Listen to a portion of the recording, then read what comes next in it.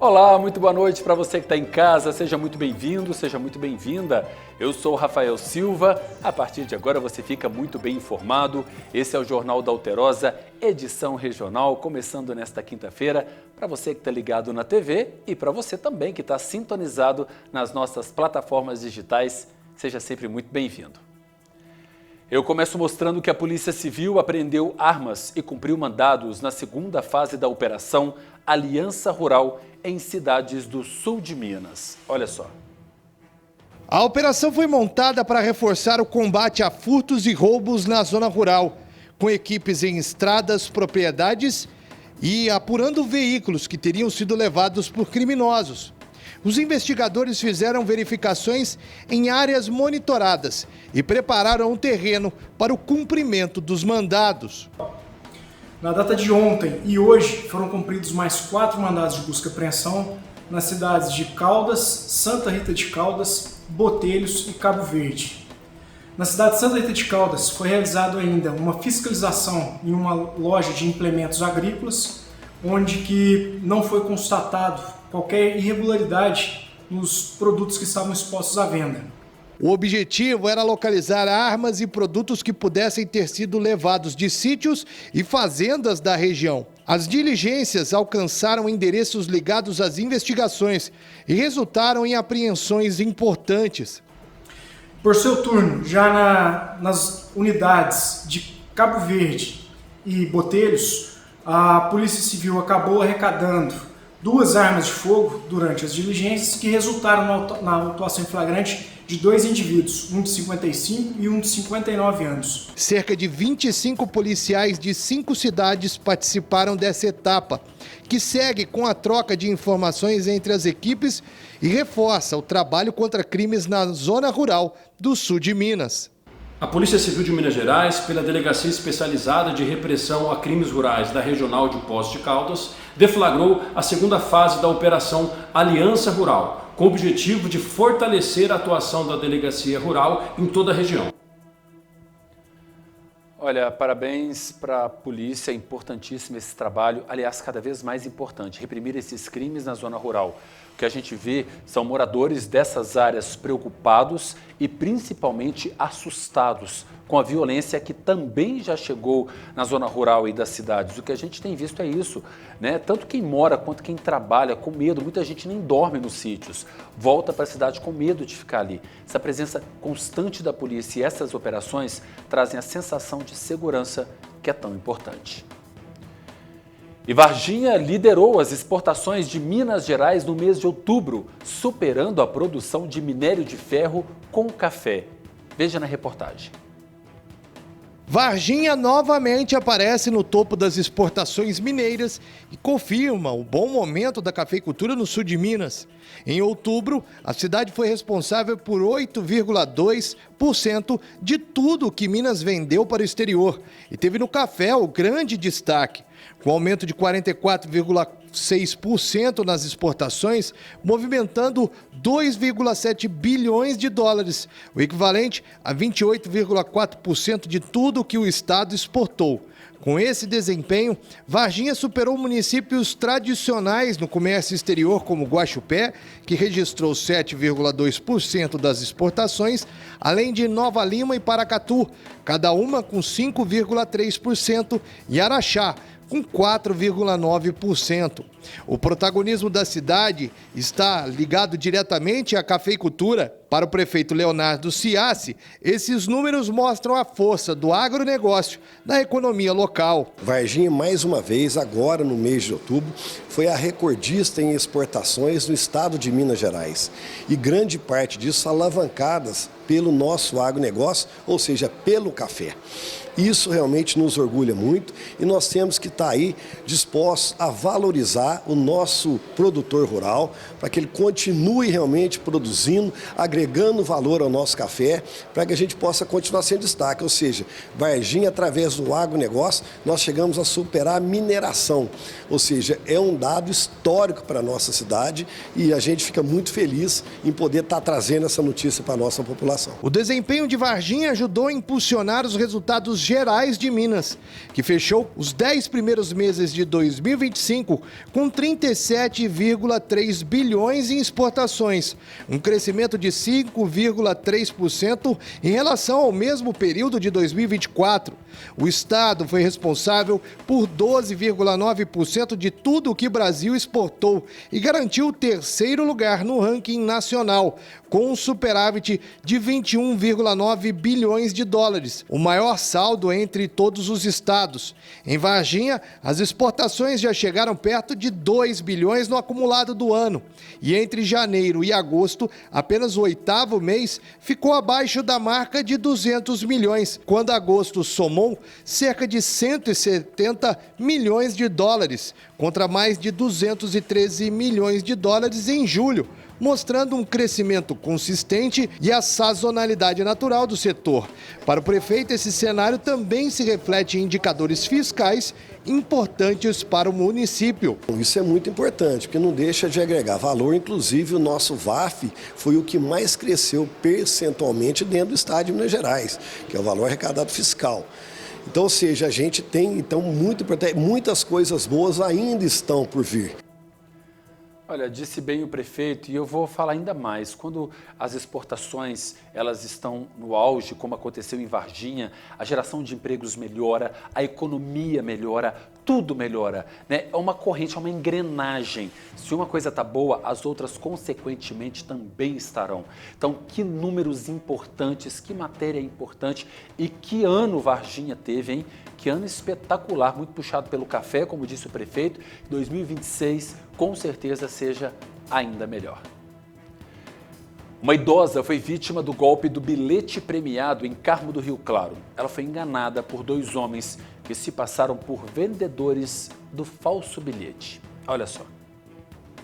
As imagens mostram um dos suspeitos perto de um carro vermelho. Segundo a polícia, um deles era mais velho, de cabelos brancos, e o outro era mais jovem, moreno, de cerca de 40 anos. A idosa, que tem 69 anos, foi abordada no centro de Carmo do Rio Claro.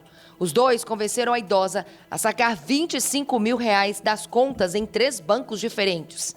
De acordo com a polícia, ela foi levada pelos golpistas em um Fiat Uno Way branco. Depois de fazer os saques, ela entregou todo o dinheiro aos homens, que prometeram voltar com um prêmio de R$300 mil. Após o crime, a idosa foi deixada perto de casa e, mais tarde, procurou a polícia para registrar o caso. Olha, deixa eu falar uma coisa. Eu queria conversar diretamente com quem é filho, com quem é sobrinho, com quem é neto. Oriente os seus pais, seus tios, seus avós, principalmente as pessoas mais idosas. Sabe por quê, gente? Porque na época deles não existia gente tão cruel, que era o ponto de fingir que era um bilhete premiado e fazer com que esse idoso sacasse todo o dinheiro, a economia de uma vida toda. Então converse com seus familiares, manda no grupo da família essa reportagem, oriente as pessoas, explique para elas, principalmente para os idosos, que o mundo mudou, que tem muita gente cruel na realidade em que estamos. Triste ver uma situação como essa, viu? Então, oriente sempre essas pessoas e explique que os golpistas estão cada vez mais organizados. Um homem foi preso durante uma ação da Operação Baco, que fiscaliza produtos irregulares em estabelecimentos de 3 pontas. Olha só. Foi durante a fiscalização em um estabelecimento comercial que a Receita Federal, Polícia Militar e o IMA, Instituto Mineiro de Agropecuária, fizeram a abordagem desse cidadão, esse comerciante, que estaria comercializando no local cigarros eletrônicos. Foram apreendidos 43 cigarros eletrônicos e 6 essências. De acordo com a Receita Federal, é proibido no Brasil desde 2009 a venda e importação desse tipo de produto que não pode circular e muito menos ser comercializado no nosso país. O homem foi conduzido à delegacia da Polícia Federal da cidade de Varginha e o material apreendido e também encaminhado à delegacia. Tá aí, obrigado, Cadu, pelas informações. Eu penso o seguinte, quem está vendendo já sabe que está fazendo alguma coisa errada. Se está vendendo escondido, o que é escondido é porque não está certo, concorda? Então, se estava vendendo de uma forma ali escondida, é porque já tinha alguma coisa errada. Agora, claro, a polícia também vai investigar tudo isso. É todo um trabalho para saber ao certo como que ele comprou essa mercadoria, de onde ela veio, quem repassou para esse comerciante, há quanto tempo ele já estava vendendo os cigarros eletrônicos, já que a comercialização, como bem disse o Cadu, ela é proibida no nosso país. Um princípio de incêndio foi controlado em um restaurante no centro de São Lourenço. As chamas foram apagadas pelos próprios funcionários. Segundo os bombeiros, o fogo começou na chaminé lá do local. Os militares fizeram a vistoria e orientaram sobre as medidas de segurança. Graças a Deus, ninguém se feriu.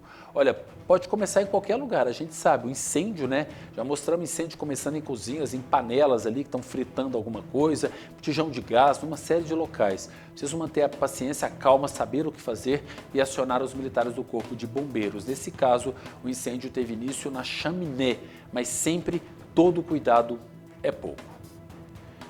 E um incêndio em frente a um hotel assustou moradores na cidade de Guaxupé. Dá uma olhada nas imagens. As chamas se espalharam rapidamente. O clarão foi visto de longe. A altura do fogo assustou os moradores. O corpo de bombeiros foi acionado, mas ao chegar ao local, constatou que as chamas já haviam sido controladas por populares. Segundo os militares, o fogo atingiu uma árvore na área externa do hotel. Testemunhas contaram que tudo teria começado depois de um curto-circuito na rede elétrica. Os bombeiros informaram que não houve feridos e o fogo não atingiu a estrutura do hotel. Olha, eu vou te contar uma coisa, se a gente visse essas imagens sem ouvir a Camila, a gente acharia que estava pegando fogo num prédio, né?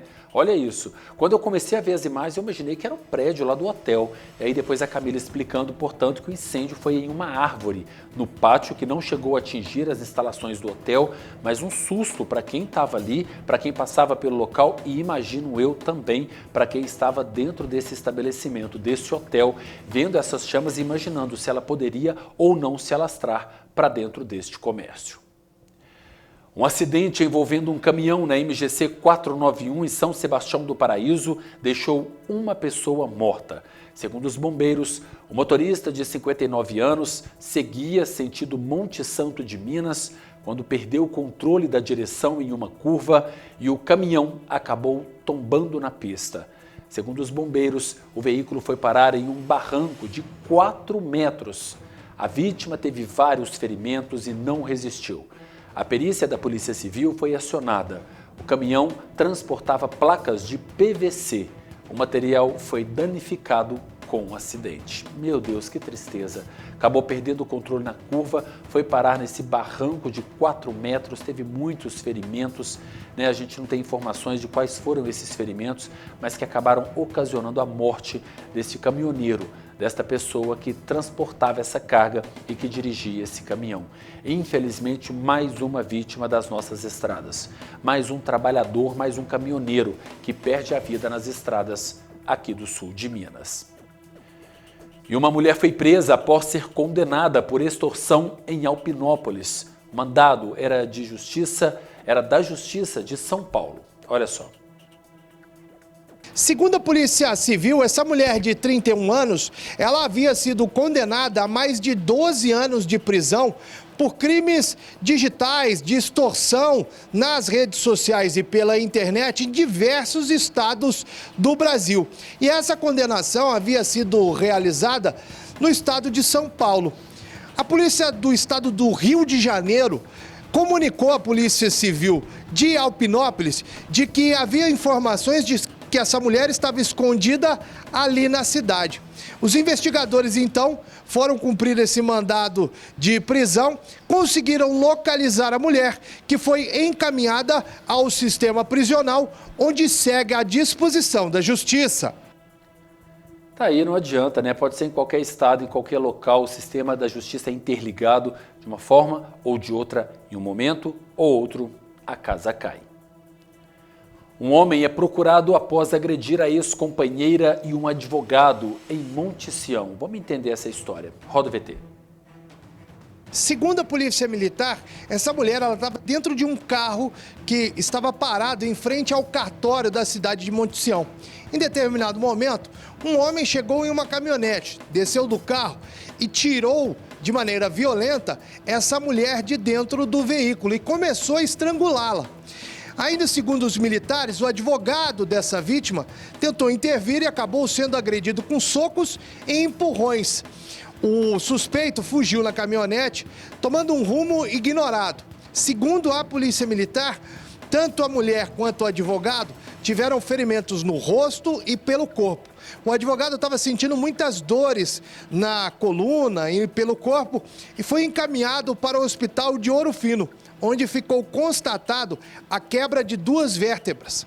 A Polícia Militar foi acionada, fez rastreamento, mas até o momento o suspeito não foi localizado. A OAB de Monte Sião divulgou uma nota de repúdio, informando que o caso foi comunicado à seccional de Belo Horizonte e que a entidade vai acompanhar as providências. A OAB ressaltou que agressões contra advogados no exercício da profissão são ataques ao direito de defesa e ao Estado democrático.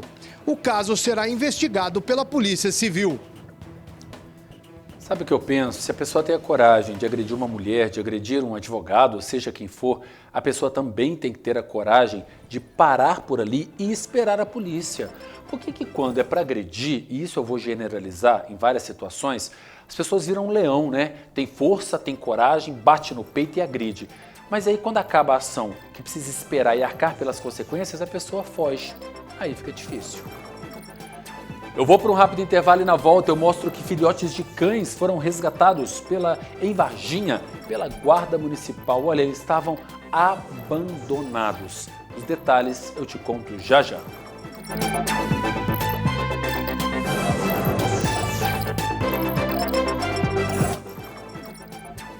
Coragem, né? A pessoa abandonar um cachorrinho, meu Deus do céu, ô Jesus. Oi, gente, boa noite para você ligado aqui na tela da TV Alterosa. Aliás, boa noite para você ligado aqui no nosso YouTube. Obrigado pela companhia, seja muito bem-vindo, seja muito bem-vinda, viu? Estamos juntos aqui, tô vendo aqui que eu cortei o cabelo, deixa eu ver se ficou bom, ficou bom. Sejam bem-vindos, você que está aqui ligado. E olha, eu já vou te fazer um convite, você do nosso YouTube. Você é muito bem-vindo, nosso internauta. Você pode acessar o nosso Instagram, viu, gente? Porque no YouTube você vê a transmissão e as matérias, mas no Instagram você interage com a gente, você vê fotos, você vê vídeos, você vê tudo que acontece na TV Alterosa. Então participa do nosso Instagram, tá aqui, ó, TV Alterosa Sul de Minas. E não só participa, mas comunica a família também. Avisa todo mundo para poder seguir a nossa página. É o maior canal de notícias do Sul de Minas, viu? Segue lá o nosso Instagram, TV Alterosa Sul de Minas. Vamos voltar do intervalo? Bora lá.